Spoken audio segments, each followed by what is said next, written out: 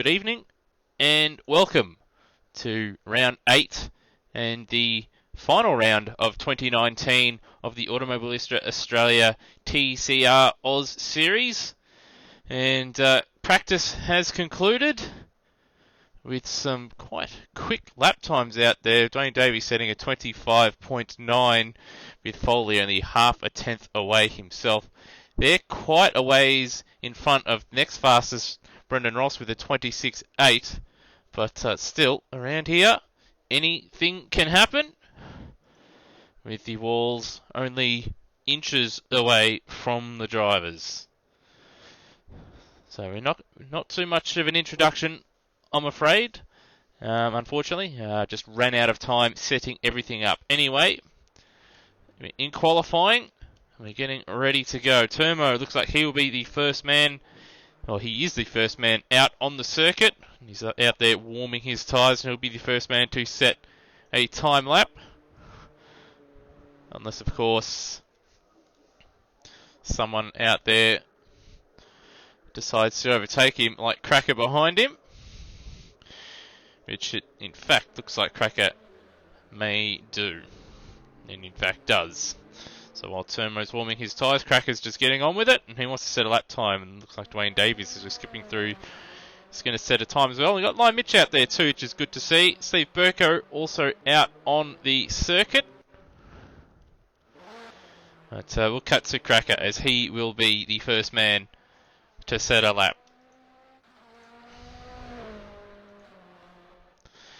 But in the warm-up session, we will go over the points standings. Obviously, the championship standings for first place in the teams and drivers' championships are concluded with Brenton Foley, the drivers' champion, and FCR Team Scrouse, the team champion, with FCR Motorsport also in second place in the team standings as well. But the battle really from third place in the championship between Netherelmian and, of course, Matt Williams still undecided. And while Nether has the advantage at the moment, both in practice times and in the point standings, you never know around this circuit. And this is where we saw in TCC last season, always Cracker through the first chicane, almost ending his lap before it really started there, almost losing it and sitting into the barrier after the first chicane. So he's right on the edge already. He's a bit wide there at turn 4. So he's hanging on for dear life at the moment, using all the road and a little bit more. 26.0 in the first split. He's the first man to reach the first split, so we won't really know until other drivers cross the split line to see how good or bad that first split is. He's currently 2 tenths faster than the next driver, Steve Burko, and Lion Mitch has gone out there and gone 1 second faster. So Lion Mitch at the moment, 25.0 fastest first sector, which has been beaten by Turmo with 24.7. So time's coming in thick and fast. Cracker now at the hairpin. Have to say he's taken that quite nicely. 101.3 is his time at the second split, with a 35.225 in the middle sector for him. And if you want to check out all the live timing of what is going on out there, check out amsoz.liveracers.com/live, and it should give you a list of a few servers out there that are being run. But Cracker now out of the final corner to the line, 1 minute 28.7. And that's a fair ways off his personal best of a 27.9. So he'll be a little bit disappointed he couldn't put it all together. And we've got Steve Burko, he's a little bit off that as well. Turmo now crossing the line, 27.0. And that is a personal best for him, and he set it at the right time as well. So nice lap from Turmo. Brian Mulch out there, 3.8 seconds off the pace. Ooh, and almost into the barrier. I think he avoided it. And now Dwayne Davies straight to the top at 26.2, which is 3 tenths off his personal best, but still a very, very good lap nonetheless. And we've also got Gary Neville now out there on the circuit. We'll follow him around as he finishes his lap coming into the final corner. And out of the final turn, a 129.126 for Gary Neville. So not too bad for him. But and in fact, looking at live races, I do believe that's his first time in any practice sessions. So he's gone out there straight. He's gone out there cold. And he's set not a bad lap time. Now qualified a couple of guys, and he hasn't thrown it in the fence. So good effort from Gary Neville. But, just looking around now to see who is out there on the circuit. Obviously, Luke Joyner hasn't set a lap time, and he's not on one at the moment. So he's currently on an out lap. And also got Glenn Miles too. Looks like he's on an out lap as well. Philip Ogden, or Philip, for Does You In-House.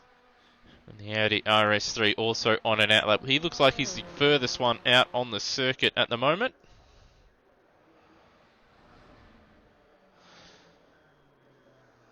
So we'll see how he's travelling. And now he's attacking this Adelaide circuit. Just having a look at his personal best from practice. 1 minute 28.3 is his fastest in practice. So he'll be hoping to obviously best that. And if he matches that at the moment, though, a 28.3, that'll put him just behind Lime Mitch, but in front of Cracker. And here we go. Ogden now beginning his lap through the first chicane. Nice and conservative. He's very easy to pick up a track cut there, and it's also very easy to lose the back end, especially in a front wheel drive car. Approaching turn 4 now, bit of a lock-up. Not as wide, though, as Cracker. And we're watching him another lock-up, though. And that's going to cost him a bit of time. Coming up to the first split line, 1.3 seconds off. So at this stage, he's doing a little bit better than Cracker. But I think Cracker was a little bit better as the lap wore on. So now the long run to turn 8. Notorious in supercars and in Australia. Almost flat in these things. He's tried it. There goes his mirror. He's had a crack, which is what we like to see. Wouldn't have cost him any time. He's outbroke himself, though, at the hairpin. That will cost him a little bit of time. And he's missed a gear as well. He's gone back to neutral. And he's now 2.9 seconds down. So that'll put him, even if he matches Dwayne Davies in the final sector, which is unlikely, as he lost that momentum at the hairpin. Even if he matched that, that'd put him behind Gary Neville. So, frustrating lap for Philip Ogden, but you don't get points in qualifying. And he's about to cross the line. We'll jump over. Try and find. Got Brendan Ross out there on an out lap. Got Netherelmian, who is battling out for third place in the championship. We do have Philip Ogden has set a time, 1 minute 30.4. So, well off his personal best. We've got Nether out there. One of the quicker drivers out there in practice. He's fifth fastest on a 27.3. And 3/10 off Dwayne Davies in the first split.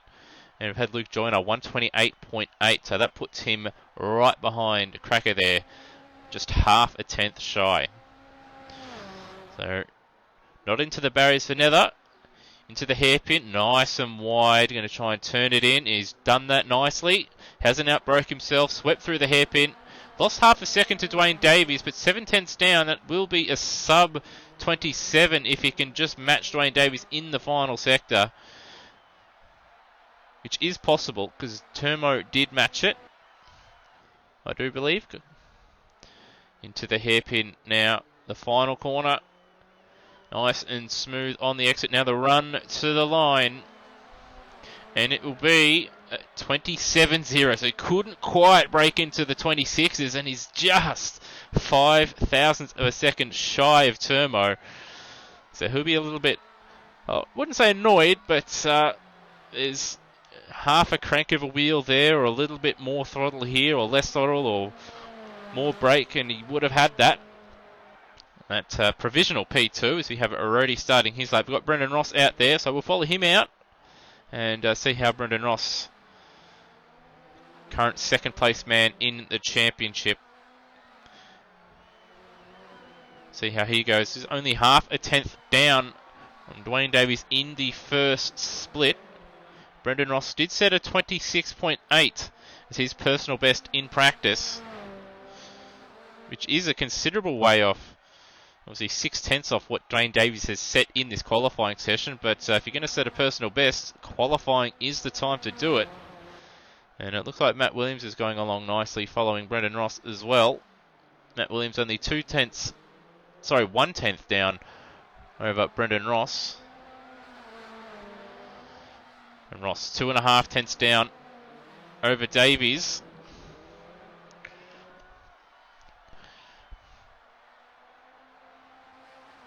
And Matt Williams hasn't got a time at the second split, so I wonder if he's got a cut there. And a little big lock up for Ross coming into the final corner. And he got on the power quite a bit, so he's understeered on the exit. Traction wouldn't be optimal, but still gets to the line, 26.844. And Matt Williams, in fact, goes into P2 on a 26.6, and that will all be final sector. So we'll have a look on my screen. It actually doesn't give Matt Williams a split time in the middle or final sector, which is a bit annoying. But I would hazard a guess that Ross would have been up in the middle sector, but lost it all coming out of and under braking of the final corner. Now we've got Foley out on a lap. Massive, massive lock up at the hairpin. He was a hair slower than his teammate at the first split. Now he's half a second down for Dwayne Davies, and a big lock up, and off he goes. Off goes Foley. He's in the kitty litter. Every other driver has set a lap time bar Glenn Miles. Looks like Foley will try and continue his lap. So a disaster for the champion-elect. But it looks like he's going to finish this lap. So obviously scrappy from the hairpin onwards, and then tried to play the hero and messed it up 2 corners later. So he'll set a 1 minute 49.099 and a good 22.8 seconds off the pace. And as you can see, showing his displeasure as he rips the front end or the front splitter of his Volvo off the car. So as you can see on your screen, Dwayne Davies once again pole position. He's had a number of those this season. His biggest rival, Brenton Foley, especially going by the practice times, will be starting in 15th. So important for Davies to get a good start. Matt Williams, great effort from him. He'll start from the front row, and Brendan Ross starting from 3rd place. Alright, we'll take a short break as I conduct the driver's briefing, but we shall be back, hopefully with enough time to go over the championship standings and a look at the Adelaide circuit. Don't go anywhere.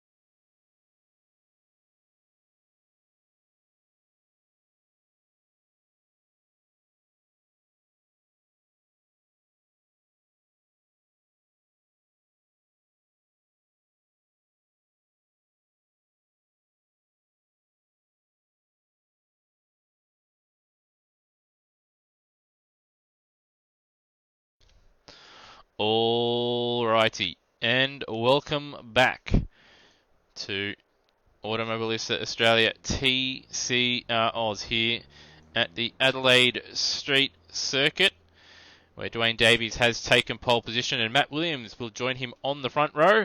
Our champion-elect Brenton Foley has made life very difficult for himself, having it off at turn 11, and he had to pretty much reverse out of the gravel trap, and he set a terrible lap, the slowest time out of everybody, which was good enough for 14th place, as Glenn Miles in 15th didn't set a lap time. We've got about 4 minutes to go in the warm-up session,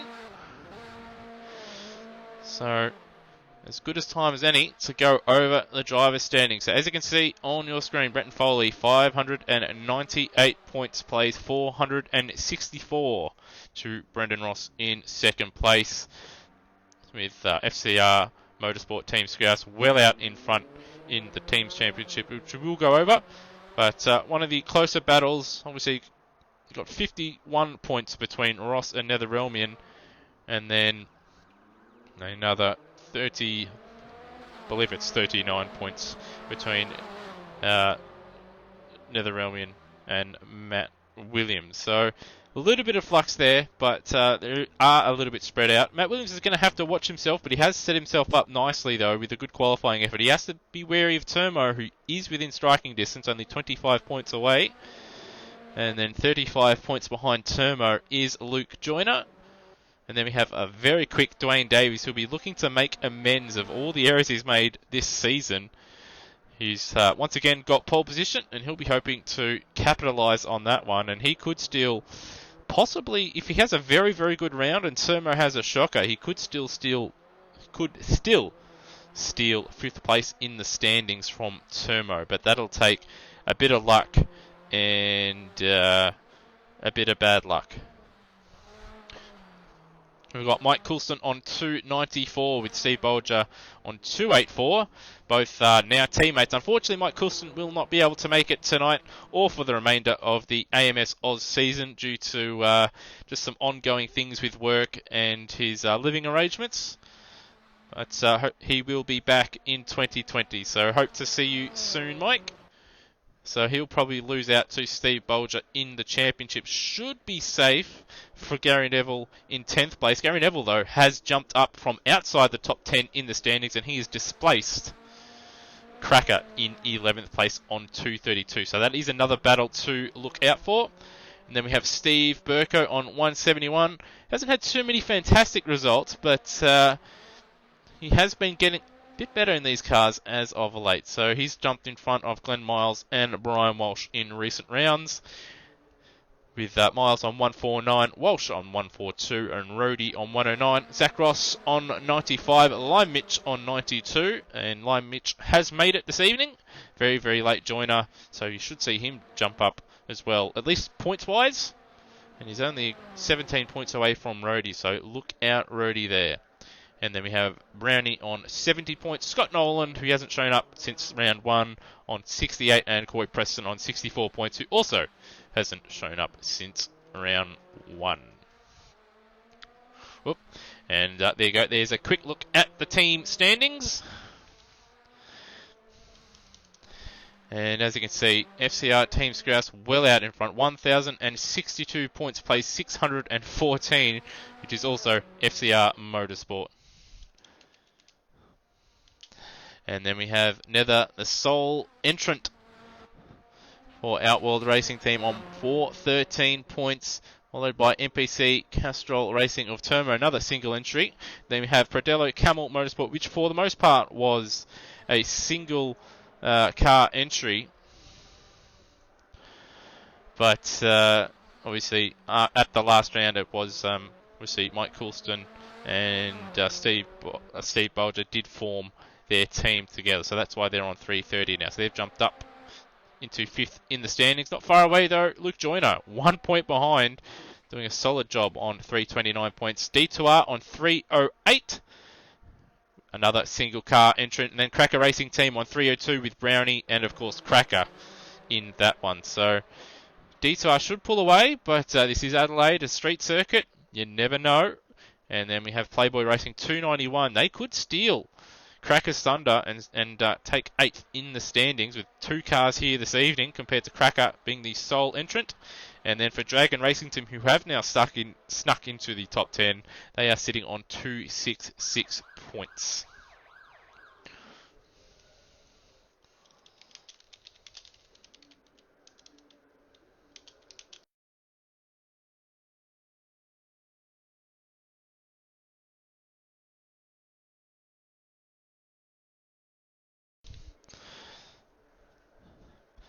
And as you can hear in the background there, that was the sirens to indicate, or hopefully you could hear the sirens that indicate that we are over into the race session. But before we go through the starting grid, let's take a look at this Adelaide circuit. As you can see, it's been like this since I believe the year 2000. It was shortened since the Grand Prix has left. Key points on this circuit are going to be that first chicane there. Very easy to get a track cut, and as we saw with Cracker on the first lap in qualifying that we were watching, very easy to lose the rear end as well. And then the other one, obviously turn 8 there at the top of your screen. That's another one that's going to be a little bit of a doozy. We'll see cars run wide and into the barrier on the exit, no doubt about it. But that sets up the hairpin, and you don't want to be getting that wrong because it will cost you time and it will cost you positions if you don't get it right.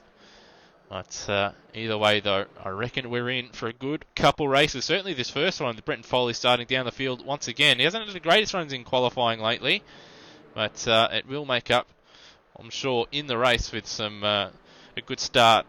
Or he will make up for it with a good start and some fantastic overtaking. Anyway, let's go to what's going on the circuit. The formation lap pretty much, is underway, almost halfway through. We've got Dwayne Davies on your screen, starting from pole position. He has Matt Williams for company on the front row. And then Brendan Ross starting in 3rd place. And the first of the Audis with Termo, the Performance Centre, Castrol Racing doing a solid job, followed by Nether Elmian in the second of the Ford Focuses for Outworld Racing Team. He'll start P5, and he was not very far away, only 0.05 of a second off Termo in 4th place. And we have Steve Bolger starting from 6th place in the Sol Alfa Romeo Giulietta this evening. Behind him, Lime Mitch in the BMW Yes car. So it's good to have Lime Mitch back once again. And then we have Cracker, or Cracker Racing Team, in starting from 8th place. Luke Joyner in the Holden Astra, I should say, starting from 9th place. Gary Neville will start in 10th for FCR Motorsport. Steve Burko in the Honda Civic will start in 11th place. Rody in the Volkswagen Golf GTI to start 12th. Philip Ogden for Does You In-House in the Audi will start 13th. Brian Walsh 14th. And then Foley and Glenn Miles finishing off the grid. Alright, we're formed up. As you can see, not all drivers are straight, or lined up straight, but we're one line. And away we go. Looks like Williams has got a decent start and is ahead of Dwayne Davies. Indeed he is. So good start for Matt Williams. And now the run into the first chicane. Looks like they're 3 wide at the back there. Foley looks like he's had a decent start and is up a number of spots already. But coming into turn 4, Williams with a clear lead. And then we have Davies, Ross, Termo, Netherelmian up a spot, Bolger, Cracker. And already it looks like we've got Foley up numerous spots. Brenton Foley up 6 spots in half a lap. So fantastic start from him. And now he's got to chase after Lime Mitch in 8th place. It's a very, very fast start as we see a couple cars running wide over the curb at turn 7 there. Termo, and I do believe that was Lime Mitch running a little bit wide there. Not quite close enough to take advantage. So you're right on board. The bonnet cam is a bit of a lock-up from Matt Williams ahead. So the front 5 cars, not too far apart, but they'll crack it off and over the curb there at the hairpin on the exit. We'll actually take a look at that.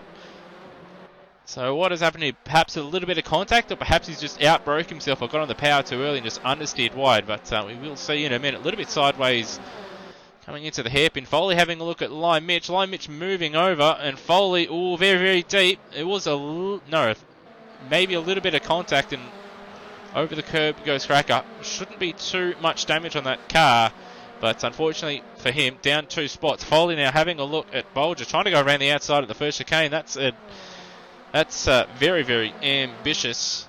And now Lime Mitch having a go at Foley up the inside, now into turn 4. Foley trying to go around the outside of Bolger at turn 3. They're 3 wide at turn 4, and Mitch up the inside. Foley around the outside, and Bolger down 2 spots. And now Lime Mitch trying to hold on around the outside of Foley at turn 5. So it's all happening here in the opening stages. Some fantastic racing. How there wasn't a car in the wall, particularly either Bolger or Foley there at turn 4, I will never know, but thankfully they have. Lime Mitch 2.2 seconds behind Netherelmian, and Foley 6.2 seconds off the lead. They're going to go side by side, but at turn 8, but Foley thinks better of it. Finally, someone listening to a driver's briefing for once is going to have a go at the hairpin. As you see, Cracker pull out from behind as well. Cracker very late on the brakes, but he's collected Lime Mitch. That's a big, big hit. And unfortunately for Lime Mitch, that's going to drop him down a couple spots. Innocent victim there, just like sort of Cracker was on the last lap. And Cracker is revving his engine, either out of frustration or he's just testing how things are going, or perhaps just waiting for all the field to go by. But unfortunate for him, he was just outbroke himself trying to make that move, and very unfortunate for Lime Mitch, who was having a fantastic battle with Brenton Foley and had a hot start himself.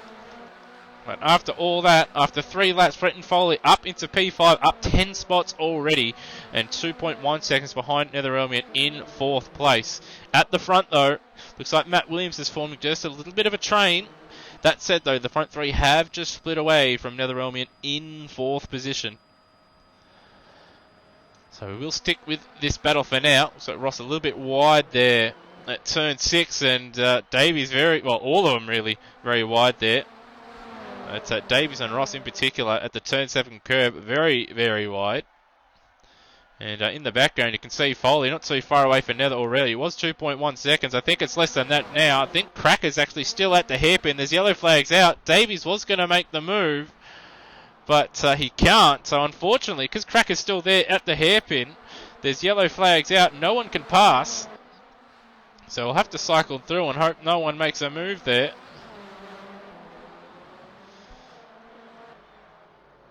Oh, and we've got Turmo in the wall, and it's a big hit. So what has happened here? So he's got Lime Mitch and Burko in front of him. This is a replay. And he's having a look. Has he just turned in too early, perhaps, and hit the wall on the inside? Oh, he's hit the curb, and Burko... It wasn't his fault. It was Burko in front of him. So we'll just have a look at that again. All right, on board. And Turmo's nose. Oh, yeah, Burko, big hit on the inside, big hit on the outside. Turmo, unfortunately, nowhere to go. Both cars around there.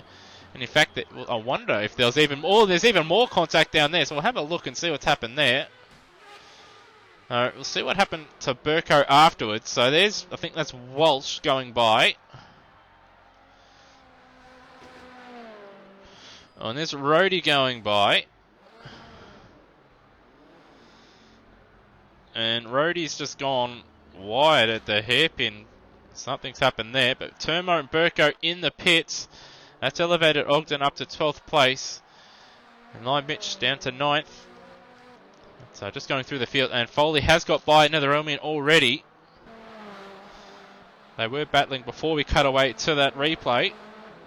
And Cracker has unfortunately DNF'd. So perhaps a gear shifter issue or something of the like, because he's just stuck there at the hairpin, revving it occasionally and not going anywhere.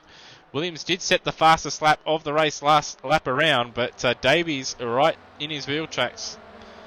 26.9 for Williams, a 26.9 for Davies, and fastest lap 26.6. There it is, Brenton Foley and Ross all over the curbs, and in the barrier, turn 3, couldn't quite control it. That will be a bit of damage, and in fact, we'll right on board and see if he is one hand down. I reckon he would be after a hit like that, even with obviously a lower damage multiplier.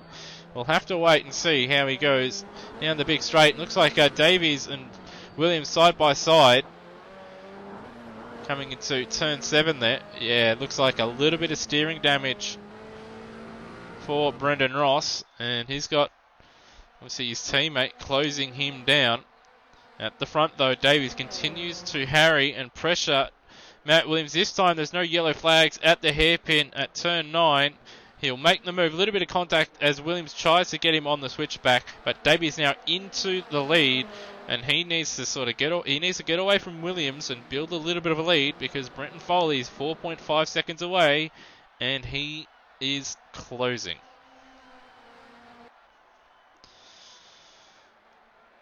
So we'll just jump away from that battle for the moment, because they've got a nice little juicy battle pack here.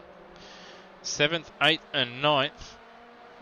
Neville just in front. A little bit of a gap over Joyner, but Joyner's got Lime Mitch, who's trying to recover after his fast start. It's got him all over him. With Foley, another fastest lap, 26.4. And travelling nicely indeed. So it looks like Joyner, nice exit out of the hairpin, sort of extended away just a little bit over Lime Mitch, but he's not as quick through the chicane, and Lime Mitch around the outside at turn 3, up the inside at turn 4. Joyner trying to brake very, very late, but braking too late, almost had to take to the escape road, but he's able to just skate around the outside. So that's Lime Mitch back up into P8, and now he's got Gary Neville in his sights.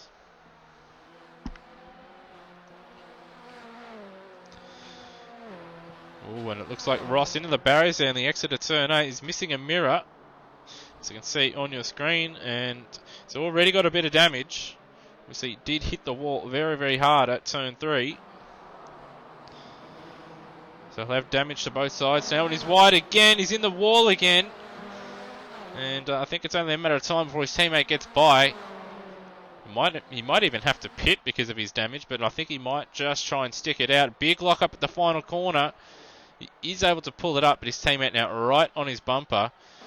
And even though I don't think there's no team orders really at FCR, only when they really need to. Another fastest lap into the 25s now as Ross all over the curbs at the pit exit. So first man into the 25s. That would have been good enough for pole position.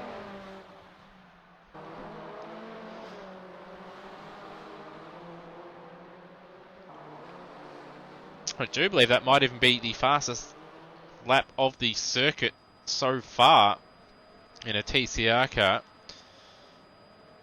Now we did see for a little while just up the road as Foley and Ross were battling that Williams was having a little bit of a look over Dwayne Davies. It looks like Dwayne Davies has sort of settled a little bit, but he's got 15.5 minutes plus an extra lap really to hold on. We know Matt Williams won't give up, and we know Brenton Foley won't give up either. But it just feels inevitable with the speed that Foley has at the moment, that at some point he will be on the back of the Ford Focus of Dwayne Davies. Oh, as we see Williams pushing a little bit too hard there and into the tyre barrier on the exit. There goes his front splitter. He will have suspension damage, I would imagine. So that gives Davies a bit of breathing room, and that'll make it so much easier for Brenton Foley. In fact, we're right on board. And yeah, as you can see, he's putting in a little bit of steering lock down the pit straight just to keep his car going in a straight line. So that damage will hamper him a little bit. He's got 14.5 minutes plus an extra lap to deal with that damage. And after Brenton Foley's got by, obviously Brendan Ross at the start of that last lap, Ross has done a decent job just to sort of stabilise and calm himself. And he's stuck behind Brenton Foley, even with the damage that he has on both corners of the car. But Dwayne Davies, I think his best bet really is for Matt Williams just to hold up Brenton Foley for a couple laps, just to buy him some time. But we will see if Matt Williams lets Foley go or not. And it might not even matter. He hasn't had a good run through turn 8. Foley having a look up the inside. Williams trying to go a little bit deeper on the brakes and get him on the switchback. He's going to try it, but he will be on the outside for the next 2 turns. And Foley now, after starting in 15th place. So, well, it was second last on the grid. So yes, it would have been 15th on the grid. He's now up into P2 in, well, before the halfway mark of the race. So fantastic effort. We've seen him do it in reverse grid races, and he's had to do it this evening after he mucked up qualifying. And there it is, another fastest lap, another 25.8. Good enough. It would have been good enough for pole position by a good 3-4 tenths of a second. He just couldn't quite do it in the qualifying session, but he's doing it now in the race. It is only 2.1 seconds off the lead. Obviously, Davies did start from pole position, but Williams did get the jump at the start. You do know he's got a special clutch system in his car, and enables him to get some fantastic starts. And in fact, that gap already in the first split, I wonder if Davies made a slight mistake somewhere, because that gap has come down just, well, it's less than 2 seconds, that is for sure. It's giving a live relative in the top left 1.5 seconds, so perhaps Davies has made a mistake somewhere. Either way, though, Foley is coming, and he's pushing hard, running wide in the exit of turn 8. He's lost a mirror, so he's got a bit of damage now, but that damage, I don't think, shouldn't be affecting his car at all. There's just a minor little glance off the wall. So these front 4 well out in front. They've got a 7-second gap over Netherelmian in P5. Nether, another 7 seconds in front of Steve Bolger in P6. And Bolger 6 seconds in front of Lai Mitch, who has got by Gary Neville. But they're still separated by about 1.4 seconds. And then we have Luke Joyner in 9th place. He's 2.5 or so adrift of Gary Neville. And then a big gap to Brian Walsh in 10th place. Philip Ogden is 8 seconds behind Brian Walsh. And then 11 seconds adrift of Philip Ogden is Glenn Miles. And we've got Turmo and Rhodey have kept going. So Turmo had that accident. Well, wouldn't say accident, he just had nowhere to go after Burko hit the wall hard on both sides of the car, or on the inside and outside at turn 8. With Turmo following him closely on the road, left him with nowhere to go. Both of them suffering damage. Burko retiring. But Turmo still going out there. And that means obviously he's eligible as well for the reverse grid race later on after this one. You do have to finish to be eligible. As you see Ross in the wall in the background there. I do believe Williams might have been in the barrier as well there. There's at least 2 of them off in the barrier there at the exit of turn 8. Davies now coming across. I do believe this is Glenn Miles. Hopefully he gets out of the way. He's not making it easy. Sort of staying on the racing line. Davies has to be patient here. He's just going to have to send it up the inside. And as you can see, it's unsettled his car. And as he's the lead car, it's balked Davies massively. And as Miles just went off the road at the final corner, it didn't hold up Foley at all. Although Miles did come back onto the circuit and balked Matt Williams just a little bit. I don't think Matt Williams would be too pleased with that one, that's for sure. Especially as drivers are told in the drivers' briefing to make sure they have a safe, obviously, re-entry of the circuit, and being a lap down makes it doubly worse. But the battle for the lead now is on. Hasn't taken Foley long to get back up the front. Only 15 minutes. So he was up 6 spots by sector 1. So a fantastic effort from him. Does it time and time again. He's able just to fight his way through traffic. Spatial awareness is second to none. And now he's got a good run out of turn 8. He's having a look up the inside. And Davies gives him the room. He's going to try and get him on the switchback. Foley has outbroke himself, and Davies back into the lead. So smart driving from Dwayne Davies. And in fact, he's exited out of that little manoeuvre with a little bit more of a gap than what he had beforehand. But he's outbroke himself around a little bit wide though. At the left-hander there, and that's allowed Foley once again to reclaim Just a little bit of time. Matt Williams not too far away. He's 2 seconds away. Ross has fallen off a cliff. He was able to stick with these guys, but last couple laps haven't been kind to him. He is suffering from quite a bit of damage on that thing. So it'll be interesting to see if Ross sort of holds on to P4 there. So I don't believe Nether has too much damage there in P5. Only 7 seconds separating the two as Foley all over the curve there at turn 4. Trying to get a run on Dwayne Davies. Davies driving the car just a little bit straighter than Foley. Foley using every bit of road and more. If there's a tarmac and it doesn't give you a track cut, Foley is certainly using it. He's got a good run now out of turn 7. But he's not going to make the move into turn 8. Not up far enough. But he is right behind Dwayne Davies. He's on his bumper. And once again, he will try and make the move into the hairpin. Davies this time a bit later on the brakes. He's going to try and hold on around the outside. And he's done a fantastic job. So Davies defending fantastically well here. Able to get the switch back on Foley on the previous lap to retake the lead, and this time able to just hold on after braking a little bit later and just holding on around the outside and just, well, he's just holding on for dear life. But he's outbraked himself and locked up at the final corner. A little bit of an overlap now. Foley hasn't got the better exit, and Davies will hold on into the first chicane. And with these two battling, it is allowing Matt Williams in behind just to stick around. And should these two make contact, Williams is within striking distance to obviously nick a position or even both positions. As Foley almost running wide into that tyre bundle on the exit of turn 4. These two are racing as hard as I've seen anybody race all season long.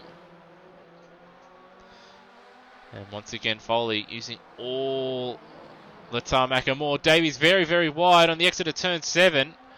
And it's going to be a drag until turn 8. Foley's got a slightly better run, I think, but I don't think he's going to have enough of an overlap at turn 8. So he does lift out of it, but he is close enough. He's hit the curb and he's gone sideways. He's able to hold it and avoid the wall, but it has ruined any chance of making an overtaking maneuver into the hairpin.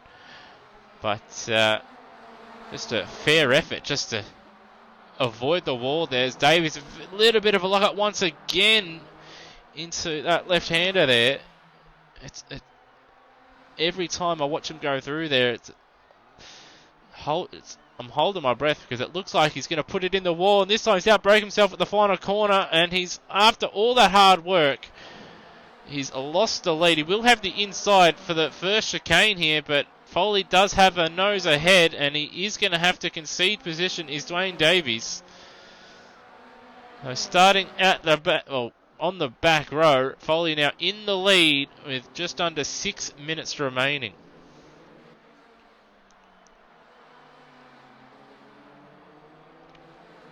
Davies did all he could, but all it took was a slight mistake, and that's allowed Foley now into the lead. There is a bit of lap traffic though, with Philip Ogden in front of him. And hopefully it's a little bit nicer to the leaders than what Glenn Miles was a couple of minutes ago. And Foley now up the inside. Ogden letting both cars go. And actually looking like he's trying to make a move on Davies there and hold position, but didn't look like it cost Davies any time. Just going to cycle back through the field. The gap between Ross and Nether now, 4.1 seconds. It was 7 seconds a couple laps ago, and he's wide again, and he's just avoided the wall. Nether actually a little bit slow in the middle sector last time around, but provided Nether doesn't put it in the fence through this final sector, he should make up quite a bit of time with obviously Ross almost hitting the barrier there. So Ross having to contend with plenty of damage, and I'm sure a bit of tyre wear because of that as well. 28.4 for him on that lap. 28.6 for Nether. So not a great lap for Nether, but still gap down to 3.8 seconds. And I reckon this is going to be the next sort of interesting battle we're going to have. Also got Lime Mitch and Steve Bolger fairly close together, though Lime Mitch dropping a bit of time to Steve Bolger on that last lap. Oh, and as we cut to Ross all over the curb. There at turn 5. So what will the split time be? Yeah, looks like Nether hasn't had a good first sector there. So Ross doing enough for now. Nether does have a chance to nick P4, but he's got to obviously just refocus and just put in some clean laps.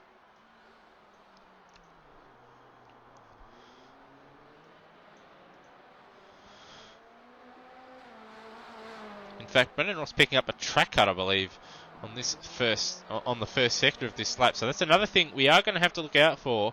That first chicane, we have seen drivers abusing the curbs quite a bit, and we might see a track cut and drive-through penalty or two before this race is out. And Foley, big wiggle through turn 3, obviously pushing very hard over the curbs at the first chicane there, and that's allowed Davies just to close in just a little bit. And we'll give Davies just some hope with under 3 minutes remaining. But he's going to have to find just a little bit of extra pace towards the back end of this race, is Davies, to put a bit of pressure on Brenton Foley. And looks like Foley as well. No sector time for the first split. And same for... And I was going to say same for Matt Williams, but he has got one.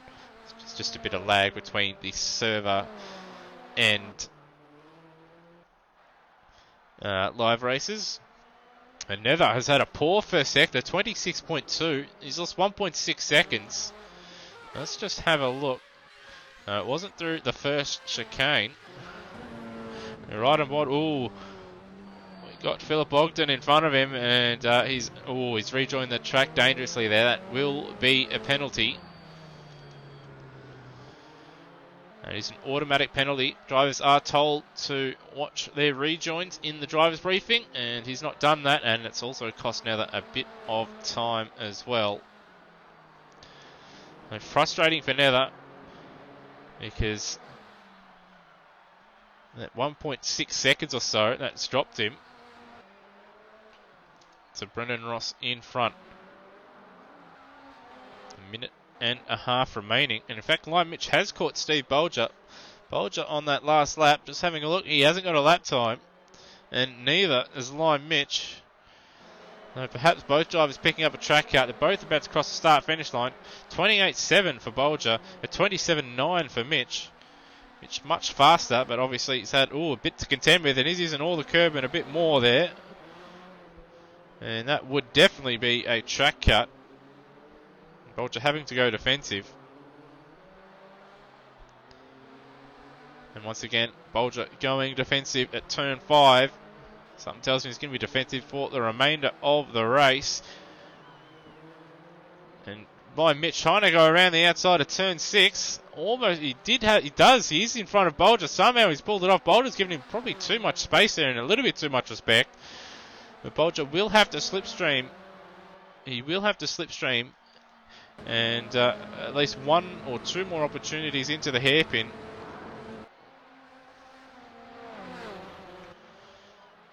But Bolger decides against it.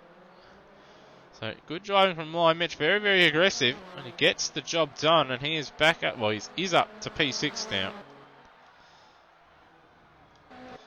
And at the front though, bit of traffic to contend. Brenton Foley and Dwayne Davies, that's already in the way. The gap's only 0.6 of a second between these two, so Davies has done a good job here. He is rallying, but I think he's going to need just a little bit of help. I think Rhodey hit the inside wall there, and that forced him wide, or perhaps just getting out of Foley's way. And 1.1 seconds, so perhaps just a little mistake on that last lap allowed Davies to close in, and Davies lost half a second in the first bit. Fantastic first sector for Brenton Foley, 24.1 compared to a 24.6. Davies pushing hard, Rhodey getting out of the way. Time has expired, so there will be one more lap after this one, so it will be a 19-lap race as Rhodey does an endo into the wall at the exit of the hairpin. 1.2 seconds separating first and second. Davies will be hoping just for a little bit of lucky, a little bit of a mistake.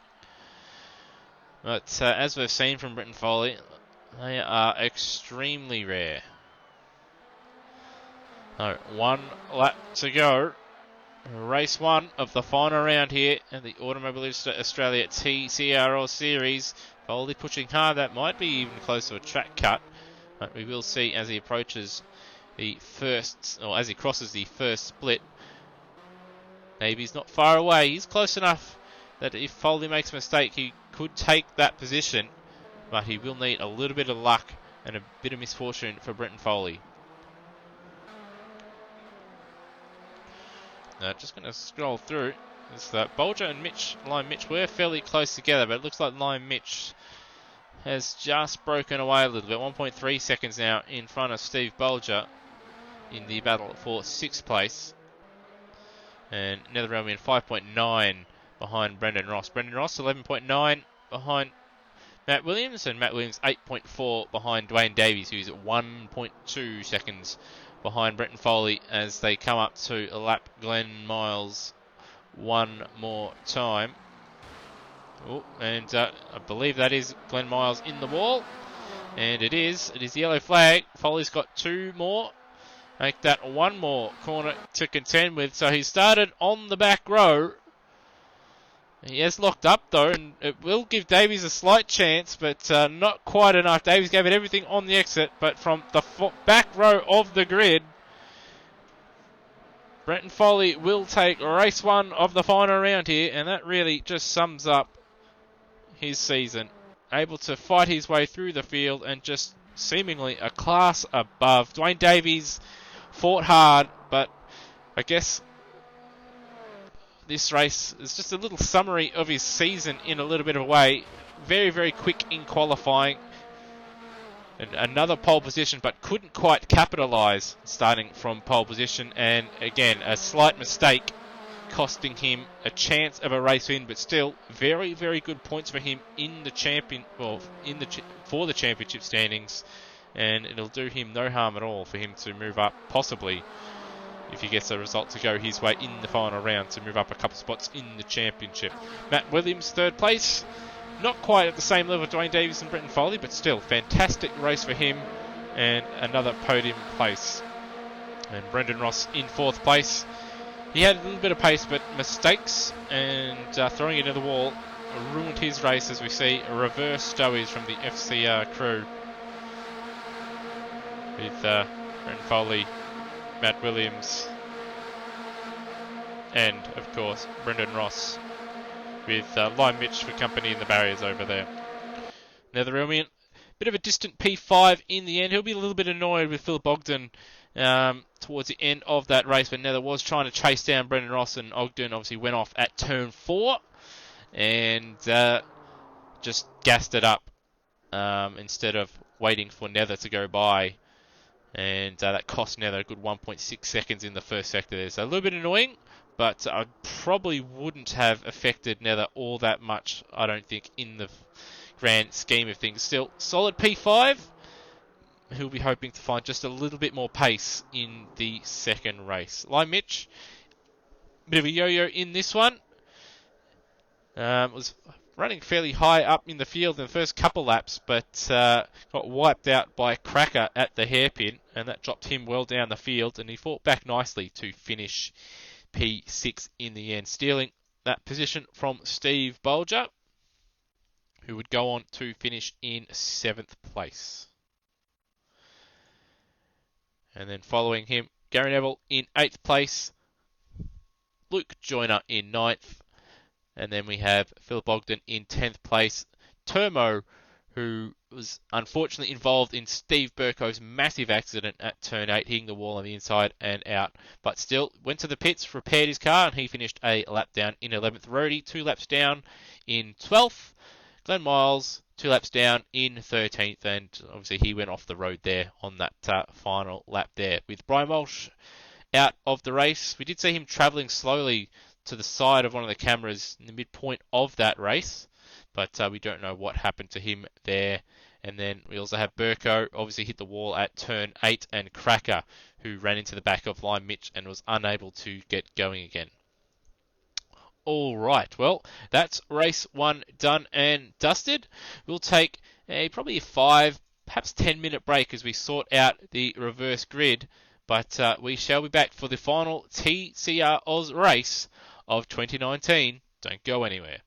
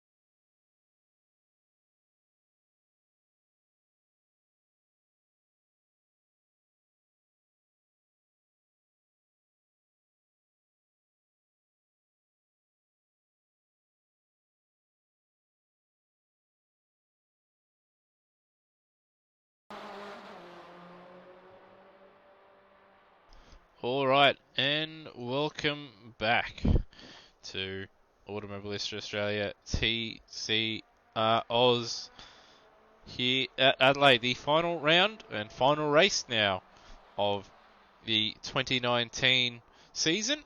We will be back in 2020 with there will be announcements made over the summer in the coming weeks and month and a half or so regarding obviously the season. Will probably be 8 or 9 rounds long, and the series should see the inclusion of a couple of circuits that weren't ran last season. We may see 1 or 2 circuits that were ran this season not on the calendar, but we shall see. The season may even expand to 10 rounds or so for 2019, just to allow the addition of a couple different circuits and just to have a little bit more racing out there for the guys. But just to go over, we'll see the result once again. Had you guys missed it, we had Brenton Foley starting from the back row of the grid, up 14 spots.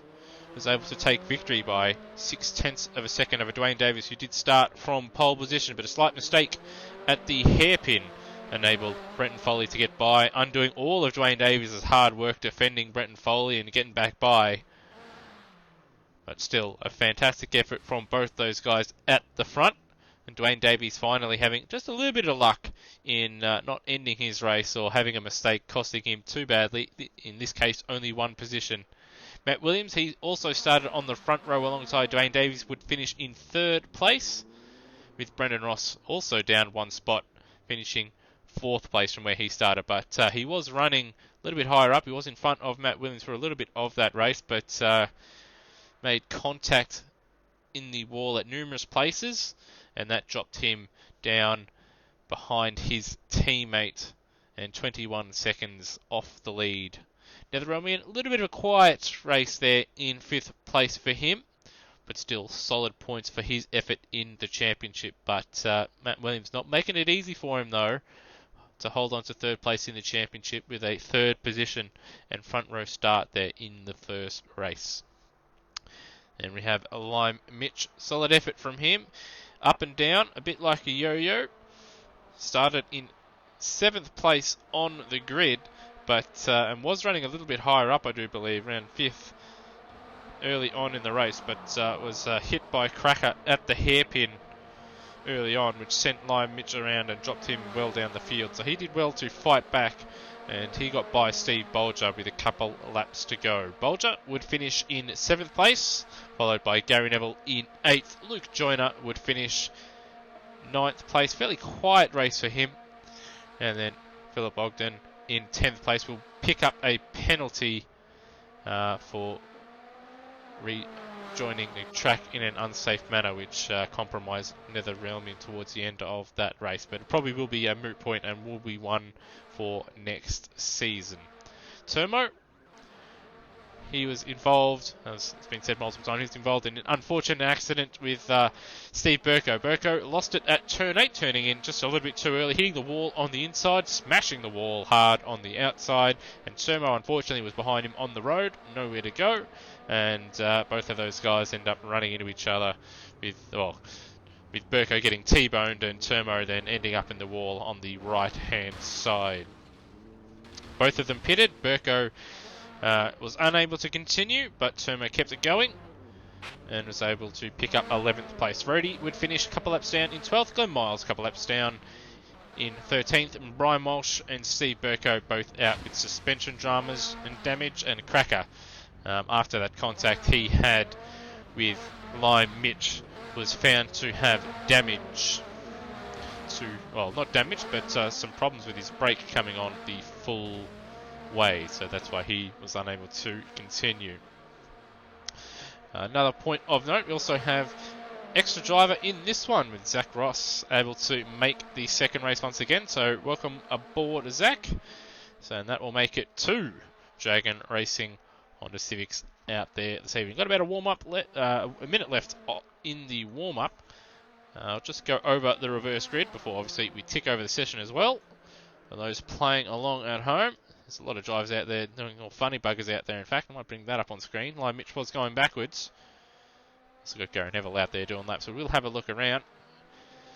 But the reverse grid race, the grid will be Glenn Miles, followed by Rhodey in second place, Termo in third, Phil Bogdan will start fourth place, Luke Joyner will start fifth, Gary Neville sixth, Steve Bolger seventh, Lime Mitch eighth, Netherelmian ninth, Brendan Ross 10th, Matt Williams 11th, Dwayne Davies 12th, Brenton Foley 13th, and Zach Ross obviously didn't race in that last race, but he'll start 14th in this one. Brian Walsh, Steve Burko, and Cracker 15th, 16th, and 17th, all non-finishers in race one, as we see Zach Ross not doing too much practice and punting Brenton Foley. That drivers have been told not to punt people at the end of races. That may end up being a penalty should that be protested, because you're not meant to be doing that kind of stuff. We see Matt Williams trying to send Dwayne Davies into the Nether Realm, as we see Nether Realm on screen. And Dwayne Davies well into the back of the garage there. So as you can see, drivers doing a little bit of shenanigans out there as we approach the final race of the season.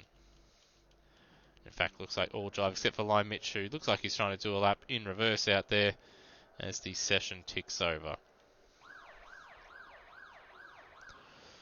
Alright, and that is the signal. Those that play Automobilista know what that sound means, and that means it's go time. It is a race time, and we're under a minute away from the beginning of the formation lap and the final round, or the final race of the TCR Oz season.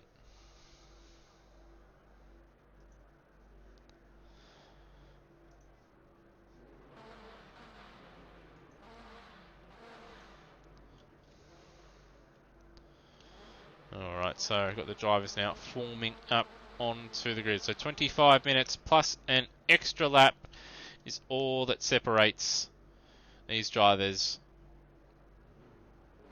to the end of the season. Who will take the final round of the inaugural TCR Oz season? Will Brenton Foley once again climb his way through the field, or will we see someone come out and beat the champion elect? There's a number of drivers get away a little bit prematurely on the formation lap. Away we go. Looks like Glenn Miles once again asleep at the wheel. And it'll be Rhodey leading us away on the formation lap. But it will be Glenn Miles who technically starts from pole position in the reverse grid race this time. So he did just go over it, but just to refresh, if you had have missed, Glenn Miles will start from pole from the reverse grid race with Rhodey for Diego Motorsport in the Volkswagen. GCI will start alongside him on the front row. Then we have Melbourne Performance Centre / Castrol Racing with Termo starting from third position. He'll be hoping to have a nice clean race with no Honda Civics spearing across his bow in this one. And Philip Ogden, he'll be hoping to keep it nice and clean in this one. He'll start from fourth place. Luke Joyner will start fifth for Matt Harvey Repair and Tune. Of course, he is locked in a battle with Turbo in the standings. And we have Gary Neville in sixth place. He's trying to break his way back into the... No, I do believe he did get into the top 10 in the driver's standings. But I will have to refresh my memory on that one. But he'll start for sixth in this one. Steve Bolger will start from seventh place. And he'll have Lime Mitch for company. Those two dueling it out in the last one until the very end. And Netherelmian in ninth place. He'll be hoping for a good getaway and to avoid a few of those FCR cars behind him. With Brendan Ross starting in 10th place. And we have Matt Williams in 11th. Dwayne Davies will start in 12th place. Followed by Brenton Foley. Now, race 1 winner, champion and champion-elect will start from 13th. So he's moving up in the grid compared to race 1. And that's despite taking a race victory. Zach Ross will start 14th. He didn't take part in race 1. But he did in DNF, unlike Brian Walsh in 15th, Burko in 16th, and Cracker in 17th place. And Glenn Miles is well out of his grid slot. I don't know what the hell he's doing, but he might want to get in that grid slot. Otherwise, we'll be waiting quite a while. So anyway, the drivers look like they're all formed up on the grid. And it's a two-light system here. They're on, they're away, and it looks like Rody has got the better of the two out front. And Turmo, it looks like he's got a clear jump in third position. Now we battle all the way to the first chicane. And there's some front splitters, some FCR splitters gone missing. They're side by side through turn 3. Turmo and Miles. Miles very late on the brakes, and he's somehow pulled it up. Turmo a bit conservative. And with that going on, Rody's got a nice little lead. We've got, I think that's Brian Walshoff in the background. We've got Phil Bogdan's got Lion Mitch up his inside. We've got Luke Joyner around there. That's going to drop him back to the back of the field, probably. A little bit of contact between Lion Mitch and Philip Bogdan. We've got Neville all over the back of Lion Mitch down. I was going to say almost a bit of contact, but yes, just a little bit of contact there. We've got Brendan Ross up 3 spots, and we've got Foley up 4, and he's going to make it 5 if he doesn't. Well, he's going to go for it. At turn 8, he does have the overlap, and he will take the position. We've got 2 FCR cars in the wall, 3 FCR cars in the wall. I do believe Williams was in the wall as well. We've got Ross trying to make a move on Gary Neville, who's one of those FCR cars in the wall, and he's in the wall again at the hairpin, and that's allowed both Brenton Foley and Bolger to get by. Out of all this, though, Nether Elmian's gone nowhere. In fact, he's lost 2 places, and there's got Zach Ross all over the back of him. Dwayne Dave's gone nowhere, and around goes Steve Burko's clipped the tyre bundle on the exit of that corner there, and around he goes. And that's dropped him to the back of the field. So a disastrous round for Steve Burko. And what's happened? Davey's going nowhere. It's like his game froze or something because he just wasn't accelerating or turning there. Has gassed it up though, but that is costly for him. So he's at effectively the back of the field with Walsh and Burko having issues, dropping them well down. A big slide from Ross as he wrestles his car over the curves. He's able to hold on to it for now. Oh, and we've got Miles in the wall at turn 4. And in the wall again. Doesn't look like he's caused any issues, but he locks up into turn 5 and he's in the wall again. And I think he's got a puncture. With the way that car's sort of dropped down a bit. Yeah, he's definitely got a puncture. So he'll be into the pits or possibly out of the race. We've got Neville, Bolger, Williams and Nether all separated by a cigarette paper. And Bolger side by side with Williams. Goes defensive. Williams into the wall on the inside. Not quite as bad as Burko last time around. That will allow Netherelmian. I was going to say, yes, it will allow Netherelmian to go by. Ross very late on the brakes. A little bit of contact with Ross. And I'm not sure who there, but certainly collected someone. There's a bit of contact between Ross and Williams, and that's Ross in the wall. Neville late into the back of Nether. This is some shocking driving, it has to be said. Around goes Nether. And, well, we just have to have a look at that again, because that was some of the worst driving I have seen, it has to be said. So there's some late braking manoeuvre. So there's Ross into Joyner. On 3 wide there. And then, Neville very, very late has just and Neville's in fact out. So we'll have a look at that again.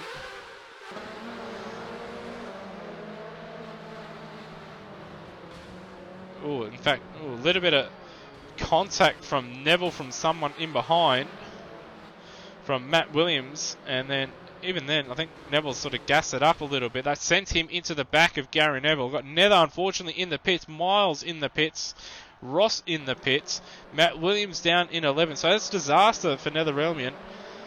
I'm not sure how it's going to work out in the point standings, but if Matt Williams can move up a number of spots, he might steal 3rd place in the standings, which has to be said, probably a bit stiff on Netherelmian, who's been nice and consistent and usually kept out of harm's way. This time, not the case. We've got Philip Bogdan just parked at the exit of turn 8 there. I don't know what the hell that was all about.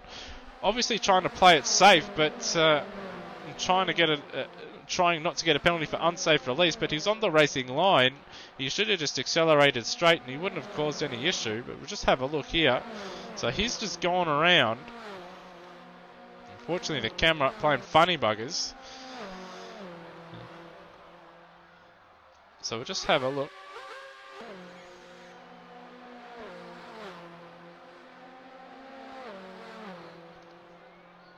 So Matt Williams, a good job to avoid that, has to be said. And thankfully no one else in the wall. So Neville out. Miles a lap down, another 107 behind.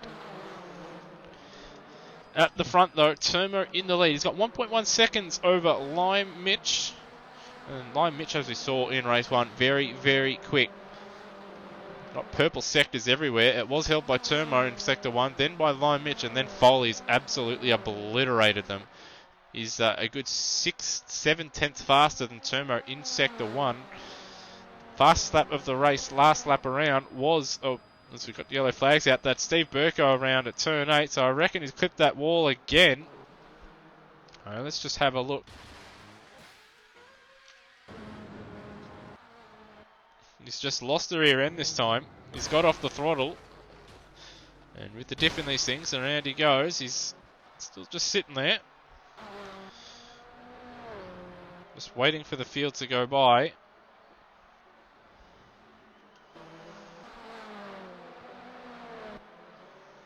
But some hectic racing going on.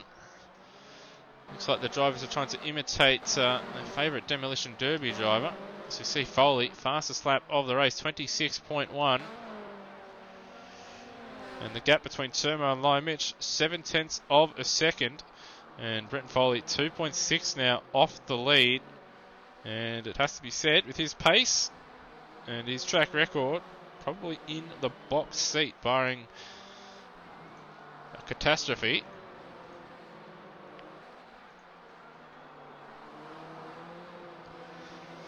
Turmo's had a good first sector. He's able just to stretch away from Lime Mitch in this one, and Lime Mitch is going to come under a bit of pressure from Brenton Foley.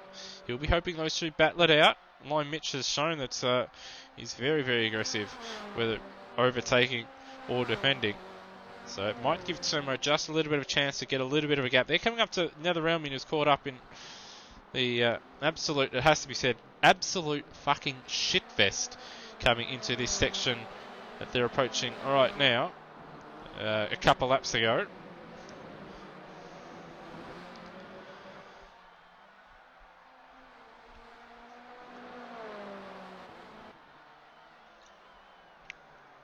So these front three now are starting to compress a little bit. It was a clean lap from Turmo, but still hasn't quite been able to shake Lime Mitch. 27.3, his personal best, 27.3 for Mitch as well. 26.4 though for Brenton Foley, 26.7 for Brendan Ross. So the two FCR cars are starting to close once again, but it is advantage Brenton Foley. Well, once again. So just looking at the lap times, 27.7 as well for Netherrealm, just in front of Turmo. He'll be hoping that Turmo comes under a little bit of attack and he can sort of get away and not have to let the leaders go by, because he is probably a little bit quicker than Turmo.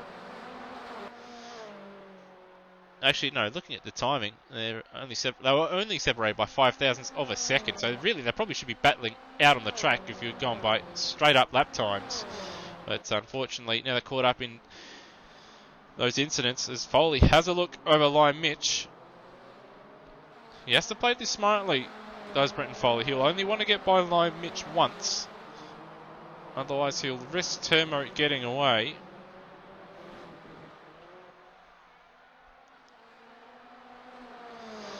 And Brendan Ross only 2.5 seconds behind as well.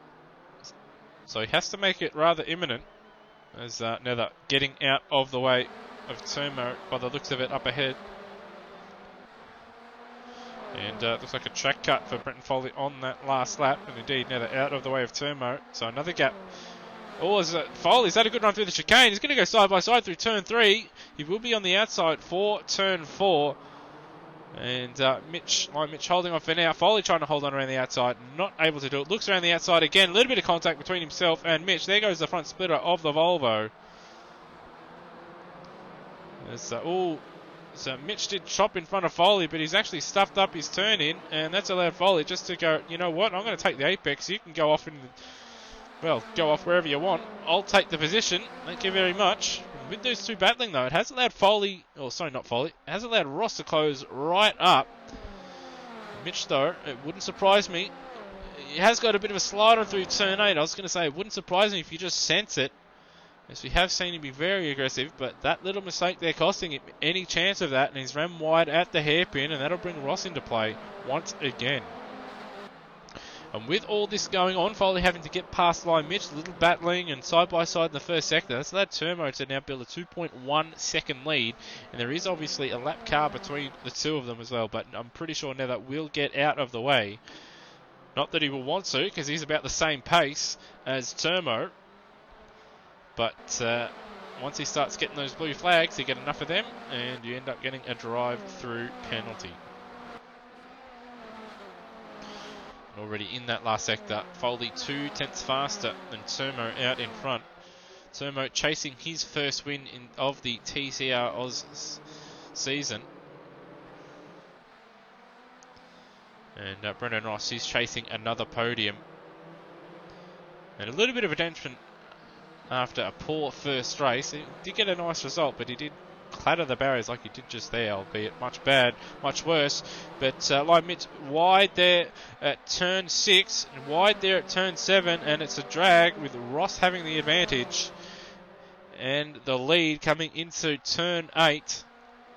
But Mitch will have to slipstream, and if he doesn't muck it up, he will be close enough to send it. I think he might have even grazed the barrier, but he will have a look up the inside at the hairpin. And this is exactly what Ross didn't want, because he's really going to have to fight for it here.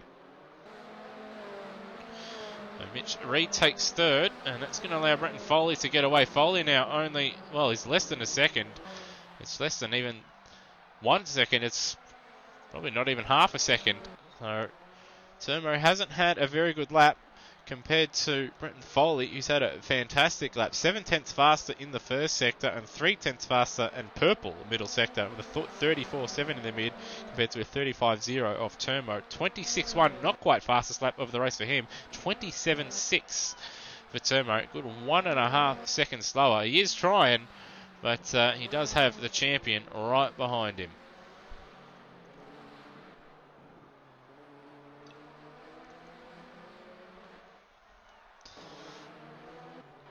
So also got Matt Williams ahead of it.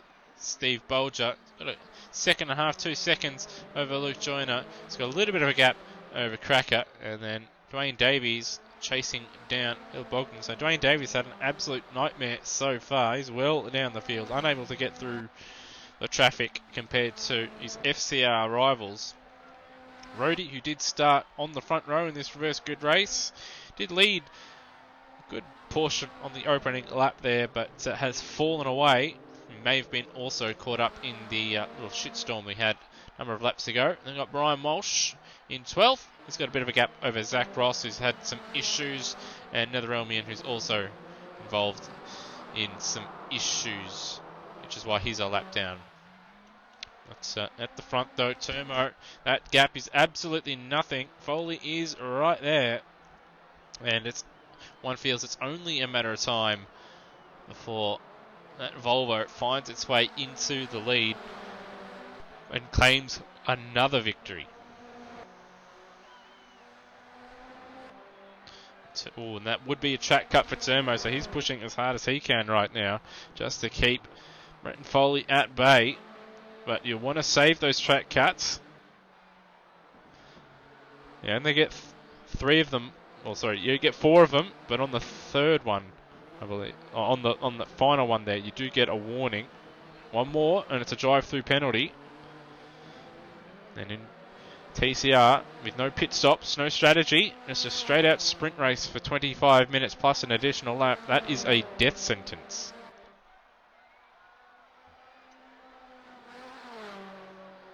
Foley darting all around the mirrors of Turmo there.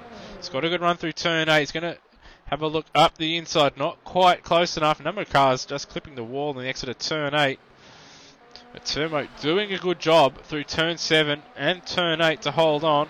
Foley having a look at turn 9 and 10. But Turmo has got 10.5 minutes plus an additional lap to hold on. I don't think he can do it, but I think any neutral watching out there, or pretty much anyone not affiliated with FCR, would like to see him hold on. as we've seen from Brenton Foley in the Super 2 Championship, Supercar Championship last year, the GT3 Championship, the WEC Series, he is mighty quick. So we've got the yellow flag, or brief yellow flag, in the first sector. Foley now having a look at turn 4, and he gets the job done. Turmo going to try and hold on around the outside. He will have the inside for this corner. Leaves Foley just enough room, but he does have the overlap on the exit. Turmo holds on for now. A little bit of contact between himself and Foley. Foley giving him just a little bit of a nudge, and there goes the rear bumper of the Audi RS3, pushing very hard on the exit over the curve. Looks like he's got a slightly better exit over Foley, but Foley will have the slipstream all the way from here to turn 8, and then from turn 8 to turn 9. Turmo nicely through there. A little bit wide though. Clipped the wall. And Foley sends it up the inside. We have seen drivers hold on around the outside. Turmo's going to try and do it here, but he's unable to do it. Just outbroke himself a little bit. Was unable to get the nose in, unlike Brendan Ross earlier in race 1. And that is Brenton Foley into the lead with 9 minutes remaining. Turmo did a fantastic job holding on for as long as he did, but just didn't quite have the pace. And Brenton Foley into the lead, and one would think on his way to another victory. Lime Mitch into P3.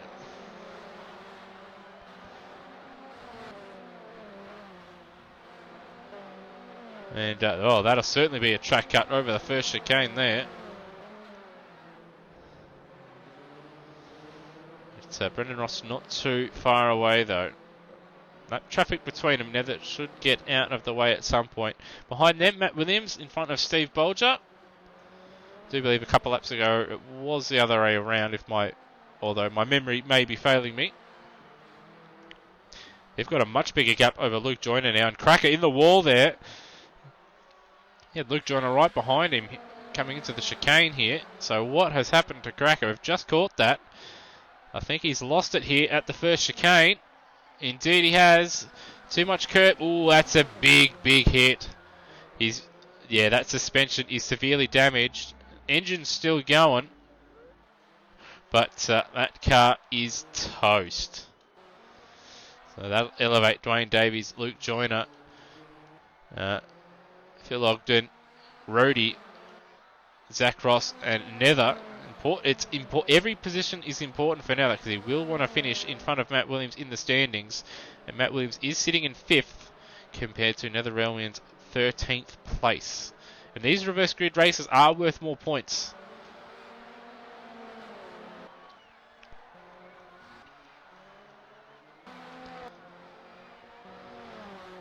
So just going through the field at the moment. Looks like everybody's just a little bit spread out. Turmo and Foley still the closest 2 cars there out on the circuit at the moment.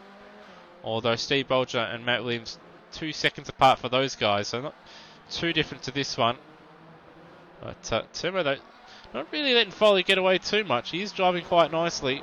Or perhaps Foley's just taking his time, just conserving his tyres and relaxing just a little bit now that he is in the lead, as he comes across Zach Ross.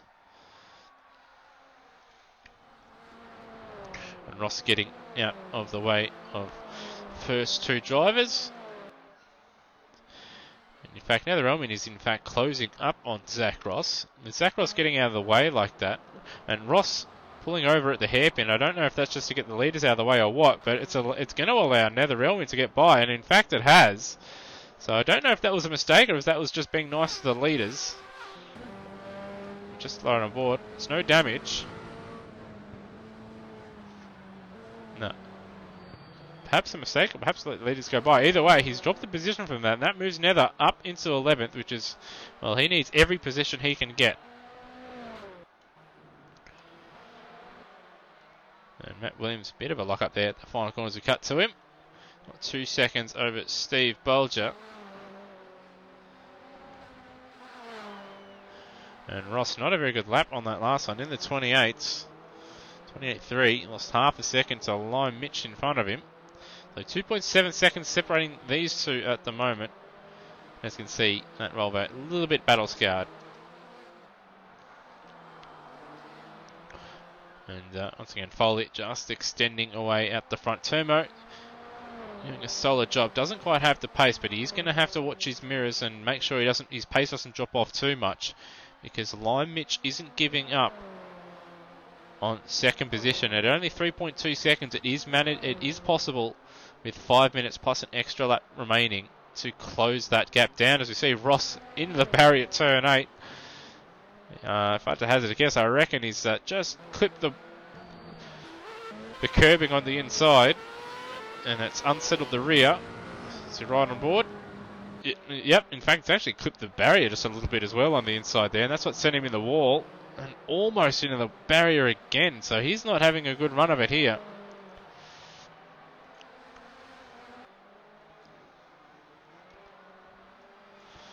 Certainly not having good laps. In fact, Netherelmian, wanting him to get a move on, is trying to unlap himself.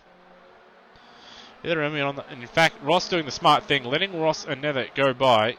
He's got 5 seconds, well, it was 5 seconds to his teammate behind, and he wasn't really making any headway to Lime Mitch in front. So doing the smart thing, letting Nether go by, and, well, Nether had to, because he's got Zach Ross all over the back of him.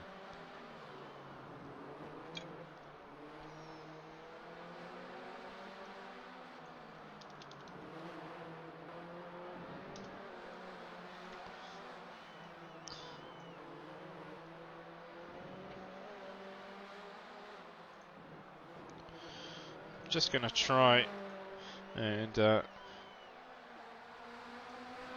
check the point standings. Actually, I'll try and update it and find out how the last race would have affected the points standings. So just bear with me for a moment.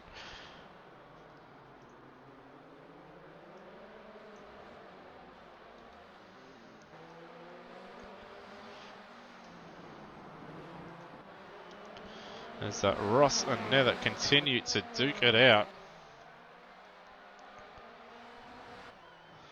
And we've got Rhodey has got himself a drive through. I'm going to hazard a guess that it's speeding in the pit lane. Up at the front, Foley's now 3.8 seconds in front of Turmo. Brendan Ross behind that Zach Ross Netherelmian battle. And he's 5 seconds in front of Matt Williams, who's 3 seconds in front of Bolger. Bolger 5.6 in front of Luke Joyner, who's 11.3 in front of Davies, who's 16 seconds in front of Phil Bogdan, who's 11 seconds plus a drive-through penalty in front of Rhodey. And in fact, that drive-through, that may even... It probably won't allow Nether to get by on this lap, but it will certainly close the gap significantly. 32 seconds separating the two. If I had to hazard a guess, it probably will be about 20 seconds or 22 seconds to traverse the pit lane. So it's going to be mighty close between those two, so that's something to look out for.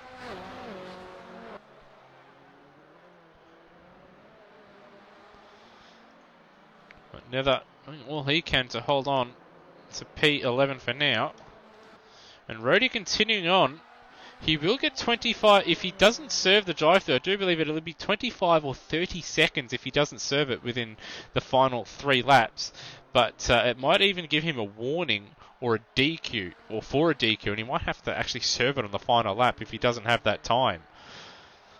So that's something to look out for.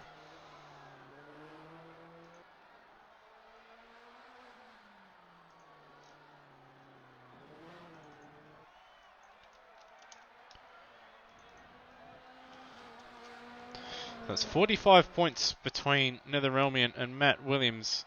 But if we do update the points here.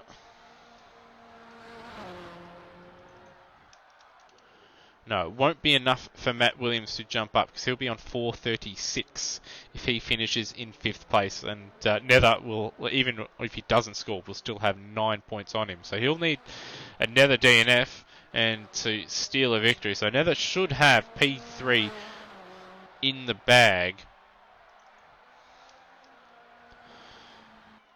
Yeah, Matt Williams will need a 2nd place and a Nether DNF to get 3rd in the standings. So Nether looks like he will be safe, the 3rd in the standings, but he will be, I'm sure, quite frustrated with the way this race has gone, after he got absolutely shellacked by Gary Neville, who may have been whacked behind, and that's why he lost control, right where Ross is right here. But either way, frustration for Netherelmian in this one.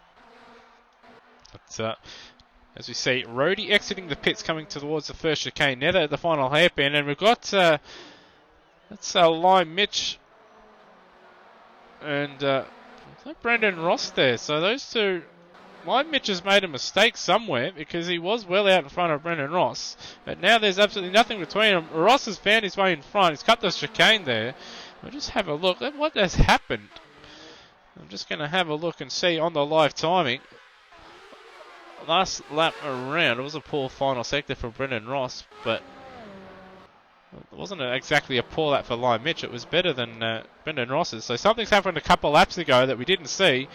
And Brendan Ross back up into third place, and Lime Mitch behind him. These two are battling, as are the two lap cars in front of him. So it's an absolute clusterstuck.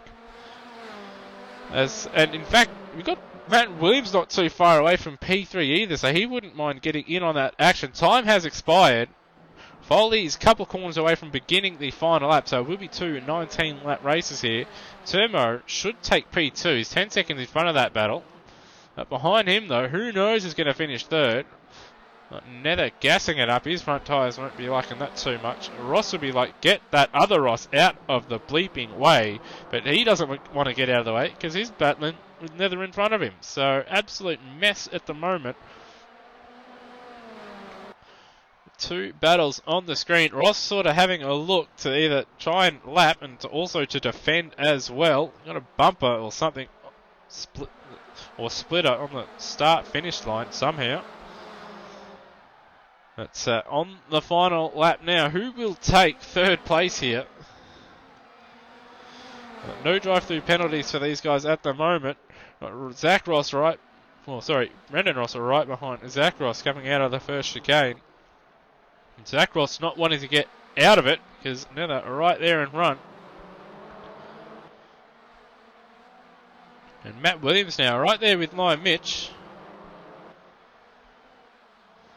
So it is all happening to some degree, albeit not in the lead, because Foley 10 seconds in front of Turbo, and Turbo 10 seconds in front of this double battle going on here. Well, right on board, Matt Williams. As they go through turn 8, he's got prime viewers. Lime Mitch has got a bit of a slide on. He did have a look, but then turned back. They're going to go 3 wide into the hairpin very, very late on the brakes. It's Matt Williams. It's going to take 2 positions. A bit of contact with Zach Ross, but he's a lap car, so it doesn't really matter, because he should have been out of the way. So Matt Williams, out of nowhere, steals P2. We got Turbo off. So Turbo off the podium. We got Ross in the wall. Lime Mitch is going to take that position. We got a drive-through penalty. And for Lime Mitch, he's going to try and send it on Matt Williams, so he will take that position. There will be a drag to the finish, and it's going to be a dead heat. I think Lime Mitch will just take it, but it's dropped him already down to P12. He's got to, because of that penalty. But what the hell happened to Turmo with a couple of corners to go? He had P2 sewn up. I was saying all he needed to do is just keep it going. He is missing and Rhodey's rear-ended him. Rhodey has rear-ended him on the final with 2 corners to go. Turmo would be absolutely livid with that one. So an absolutely bonkers ending, with Turmo getting hit off Juan Pablo Montoya, Jos Verstappen style. Ross hitting the wall when he was trying to chase down Lime Mitch, and then Lime Mitch somehow picking up a drive-through penalty somewhere on that final lap, sending it up the inside of Matt Williams on the final corner to take P2, but because he had that drive-through penalty, he got moved all the way down the field in the standings. Matt Williams, though, come from absolutely nowhere with a couple laps to go because of the battling going on in front of him, taking 2 positions in 1 corner at the hairpin. In a fantastic manoeuvre. He did make contact with Zach Ross, but to be fair, Zach Ross was a lap down, probably should have got out of the way, but didn't. But he was also battling with Netherelmian at the end, so absolutely bonkers finish with Brenton Foley, well, just capping off what has been a stellar season, doing reverse stowies with his teammate Brendan Ross first and second in the standings, but Brenton Foley a step above everybody else this season. And, well, it looks like that's the end of the session. So, absolutely bonkers finish. It is Brenton Foley taking the victory, with Matt Williams taking second in the end. Brendan Ross third. Turmo would have had second, but wiped out with 2 corners to go by Rhodey. He'll take P4. Bolger will take 5th place. Luke Joyner 6th. Dwayne Davies 7th. Philip Ogden 8th. Rhodey in 9th. Netherrealmian will take 10th place in the end. Zach Ross 11th. And due to that penalty, it has shuffled Lime Mitch all the way down to 12th in the standings. And then we have Glenn Miles in 13th place. Cracker, the first of the DNFs, followed by Brian Walsh, Steve Burko, and there was another one, but it ticked over before I could get it. So absolutely bonkers ending to the season. Some fantastic racing throughout the season, it has to be said, but there's also, I guess that last race also summed up some of the average driving that has happened throughout the season as well. But yeah, obviously fantastic racing throughout the series and throughout the season, and we're back in 2020. But before we get any of that underway, we do have our double race winner, Brenton Foley, who probably should have had his 255 kilos that was handed to him for a good 100 metres. And even then, if it had been given to him, he probably still would have won both races, because Brenton, well, you just absolutely blitzed the field in both races. Started from the back in both races, but it didn't seem to matter all that much.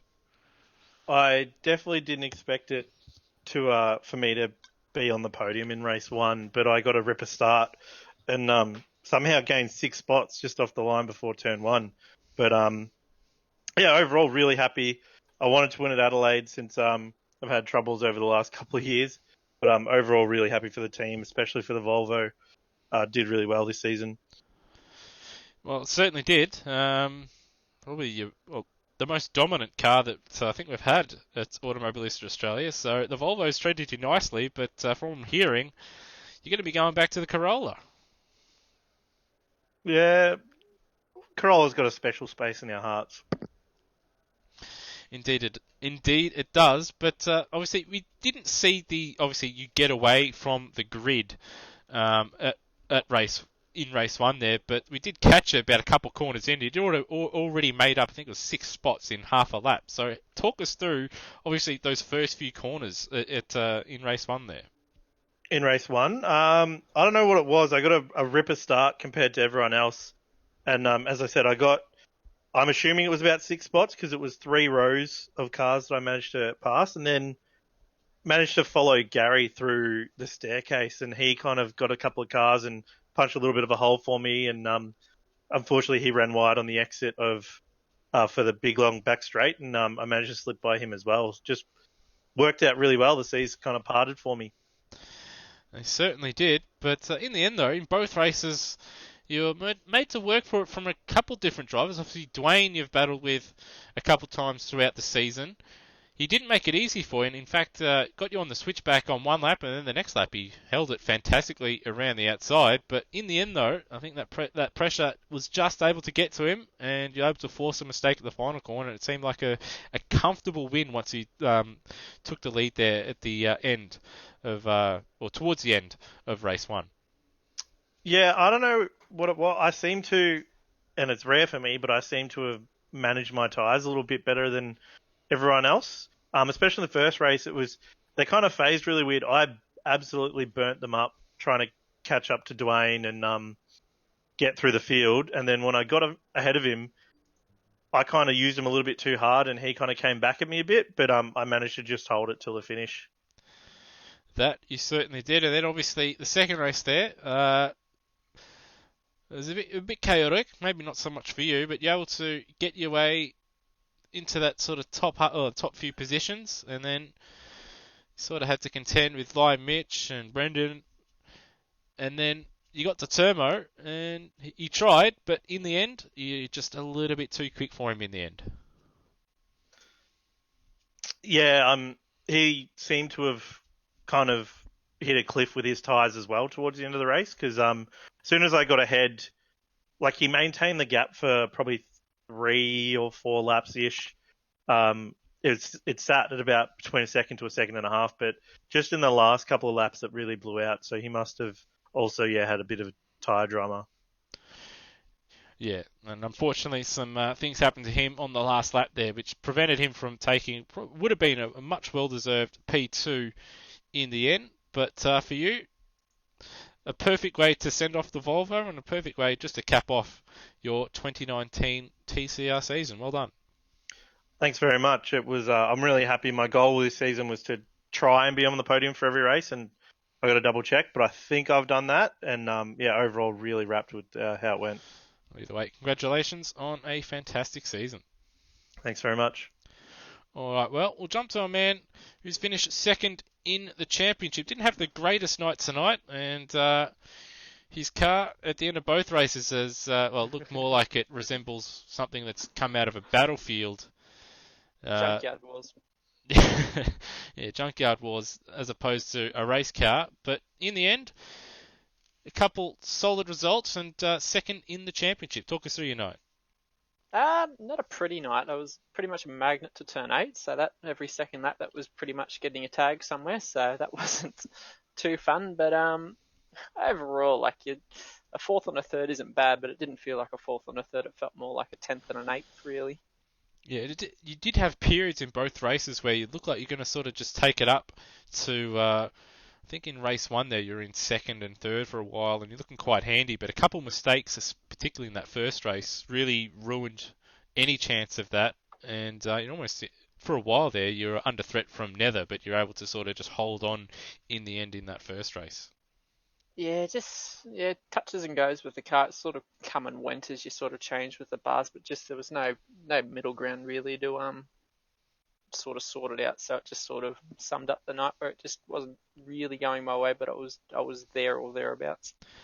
Yeah, and then obviously that second race there, I guess in that middle part it was a bit quiet for a little while, but obviously towards the end that battle with Lime Mitch certainly, I wouldn't say just heated up. It went, someone had nuked it multiple times because it was like the surface of the sun down there. With obviously you had Nether and Zach Ross in front of you battling, so neither of them wanted to give up position. And then you had obviously you battling with Lime Mitch, and then obviously at the end there you had Matt Williams come through. Yeah, that was a fun one. I gave up chasing third probably midway through the race because the tyres were just going off. So I saw Nether and Zach battling, so they were going to be faster than me, so I let them go. But then it sort of come back my way, and I sort of caught up to him, and then you're sort of stuck in that position there. And Lime Mitch made a mistake, which sort of heated everything back up. Then Matt sort of caught back up and tried to sort of get him a position there so he could get third in the championship. But he really come out of nowhere for turn 9. So that really spruced it up. And just for Lime Mitch must have got a penalty across the line to then get 1, 2, 3 for us. So that was different. Yeah, we did see. Obviously, we crossed to him coming into the final corner, so he picked it up before the final corner. I don't know where he'd done it, but it certainly wasn't at the first chicane because we did skip through him through there. But yeah, somehow in the middle sector or final sector, Lime Mitch picked up a track cut. But yeah, as you said, Matt Williams came from a long, long way back to just send it up the inside at the hairpin. And, well, he didn't make contact. I don't believe he made contact with either of you guys. No. He made contact with Zach Ross in front, but as he was a lap down, I suppose it was probably warranted in some kind of way. But still, a crazy battle in the end. Second place in the championship. And, as I said to Bretton Foley, a good way to send off the Volvo. Definitely a good way to send off a Volvo undefeated. So, yeah, quite a fun season to be a part of that. Well, Rossi, not the greatest night for you, but still second in the championship. Well done on a solid season. Lovely. Thanks, Matt. Thanks for hosting the season. Done awesome. No worries. Have a good one. All right. And we'll cut to our third place man in the championship. Nether Elmian did hold on in the end. had a quiet first race neither, but that second one there, it was like the race from hell there. You get caught up in a couple incidents that, well, weren't really your fault. Got wiped out there by Gary Neville towards the end of the lap there in that what was, I guess, deemed as a massive cluster stuck. And then at the end there, an epic battle with Zach Ross there for, I think it was 10th place in the end. Yeah. First of all, congratulations to Rossi and to Foley for first and second in the championship, or second and first respectively. Actually, congratulations to you for not dropping the F word there as well, for a very, very nice segue.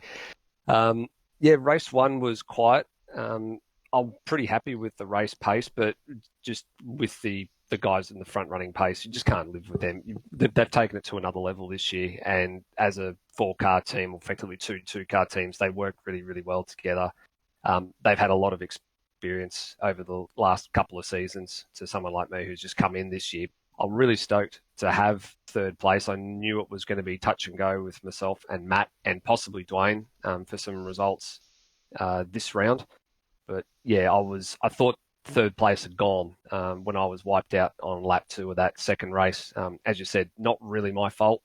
I'm not quite sure if Scruff got into the back of Gary Neville sent Gary into me, or if Gary's saying he's also had no brakes and steering. So I don't know what happened there, but either way, I just had to stay out there and finish the race as much as I could. And that's all you can do in any championship, no matter what the situation is. You've got to put points on the board to stay in the fight. And I think this season, the best thing that I've been able to do is finish every race. Yeah, that I think, obviously, you hit nail on the head there, just finishing every race there. Obviously, the second race didn't go to plan. It was a weird-looking incident between you and Gary. I wasn't sure if perhaps Gary had, because I do believe he did have a hit up behind from either Matt Williams or perhaps multiple cars. But yeah, then he sort of just took off and unfortunately straight into the back of you, and obviously you had to pit for, to repair your car. But in that first race though, nice and quiet, it sort of summed up in a way your season. You weren't quite the fastest guy out there, but you're certainly sort of the best of the rest. You didn't make any mistakes, and that 5th place was pretty much the result that sealed third place in the championship, because Matt Williams in that final race, he pretty much needed a second, would have been enough, but you would have needed to have obviously not finished. So you finished, and well, you got there in the end, albeit ugly. But yeah, that first race there was, I guess, summed up your season, and obviously something you'll be hoping to build upon for season 2020. Yeah, absolutely right. Started out the season a bit quiet, didn't quite figure out how the car was behaving, didn't quite get used to the car. And then a bit of a surprising twist, joining forces with Brian Walsh and Glenn Miles sort of gave me a bit of a renewed confidence, and just the camaraderie and the fun banter and stuff that the three of us had gotten together, and just really pick things up a bit. And I just started to find my rhythm and find my feet with the car, especially from about the back end of the third round onwards. I really started to gel well with the car, and keeping out of trouble has been always the mainstay. I've been able to defend really well against some of the FCR guys in the rear reverse grid races. But yeah, something to build on for next year, but really got to look at taking it up another notch next year if I want to challenge the front guys. Yeah, that's it. Obviously, you've had the consistency. You've kept out of trouble, but it's, the next step is just finding that extra little bit of pace that you have lacked. You have had it a couple rounds where you've had that pace, but it's not quite been consistent enough. But hopefully for you, you're able to find it next season. Yep, hoping so. And a big thanks to all the guys for coming along, and a big thanks to yourself for organising everything. Right, no worries. And again, congratulations on third place in the drivers' standings. Cheers. All right, well, that just about does it here at the Automobilista Australia TCR Oz for, the final round of the 2019 season. We only have one more round, or one more race at TCR Oz. Not TCR Oz, at Automobilista Australia. And that is the GT3 Championship. And once again, it is at the Adelaide Street Circuit. And once again, a championship finale, although this time Bretton Foley hasn't got it sewn up, but he has got the championship lead after, it has to be said, a chaotic round at Fuji overnight. So hopefully those that are watching tonight, if you aren't racing, you're catching that race on Sunday, because it will be an absolute cracker. It will be a day-night race, and Adelaide under lights looks spectacular. Anyway, from myself, Lewis Wedding, I hope you've enjoyed the 2019 TCR Oz season, and we hope to see you in 2020. Have a good one.